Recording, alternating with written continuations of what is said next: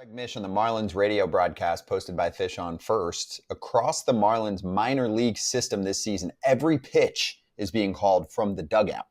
Quote, they're taking that out of the catcher's hands. It's giving the catchers an opportunity to become better offensive players. AJ, I can tell from your face how this one's going to go. I mean, where do we start with this? Every pitch is called in Little League. Every pitch is called in high school. Every pitch is called in college.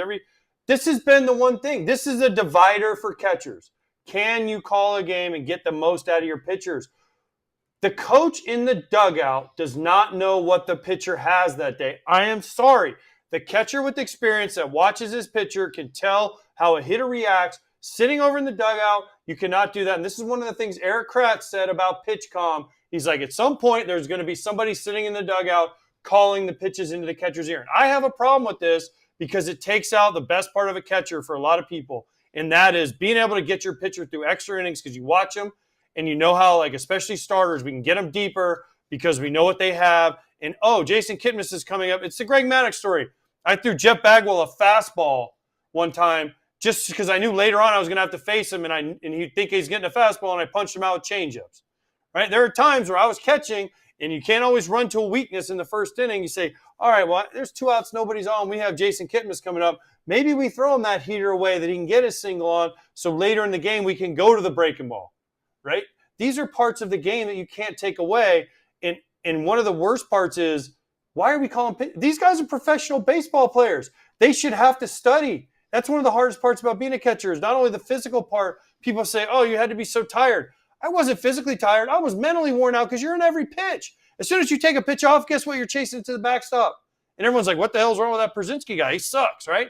You have to be locked in on every pitch, on everything that's happening. Your pitcher, what he looks like, what he has that day. Because some days he might have a great fastball. Next day he might have a good slider. One day they might have nothing. You get him through 6 innings, and you win, and you go home, you're like, damn, I did an amazing job today. Because I got my starter through 6 innings, and he didn't have crap. So I think this is awful. This is like when they tried to do the practice squad thing. Like, this is just awful. They're trying to reinvent the game, yeah. But they're reinventing it the wrong way. Mm-hmm. I'm not a fan. I don't have to say much that AJ didn't say, but if they're not doing it up top either, now this catcher doesn't have the experience from doing it much. If he's just been getting the pitches called for him, now he's going up to the big leagues without that experience of calling games or the experience of what that pitcher who might progress with him has too. So you're having him kind of reset when he gets to the big leagues, and he's now behind the ball instead of ahead of the curve of knowing how to call a game or with this certain pitcher. So I'm not a big fan of it. And by the way, as far as affecting his offense, one has nothing to do with the other one. I'm sorry.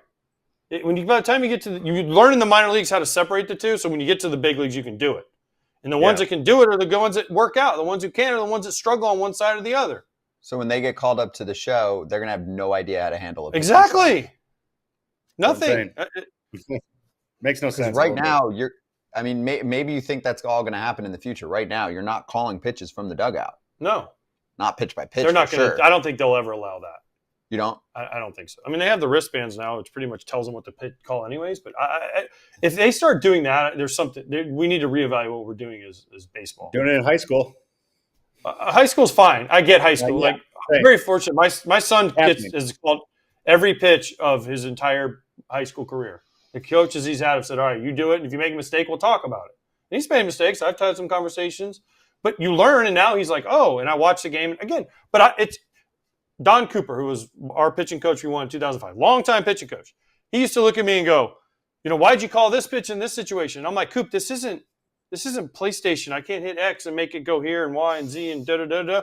I go, if you want to call the games, here. Fastball, curveball, slider, changeup. And he's like, I don't want that pressure on me. I'm like, exactly, then shut the hell up.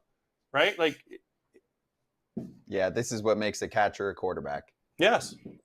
I'm all for it. Yeah, I don't think they should do it. Plus, what if your pitcher shakes and then you're on a pitch clock? You're going to run out of time. Kratz, Mother's Day is around the corner. Do not overlook it, and you need to go the extra mile for Ma. I'm talking to everyone out there. Gift idea. Go. Easy. Storyworth. Scrapbook with stories. You get pictures, stories. You send it out to people. They put their stories in there. It's super easy. They guide you through the whole thing, and it's a keepsake for life. Right. They'll email you questions. You respond with an epic story. Everyone needs this, right? And Storyworth makes it so much easier. And that's why it has more than 40,000 5-star reviews on Trustpilot, with millions of stories preserved since they were founded over 10 years ago. Give all the moms in your life a unique, heartfelt gift you'll all cherish for years. Storyworth, right now. Save $10 on your first purchase when you go to storyworth.com/foul. That's storyworth.com/foul to save $10 on your first purchase. Mother's Day is coming soon. Do not overlook it. Get it done. Hey, everybody. Be sure to like and subscribe for more content. We're back here every weekday, all year long, so do not miss an episode. The videos are coming in all day. Here's another video you might enjoy. Baseball the way it should be covered.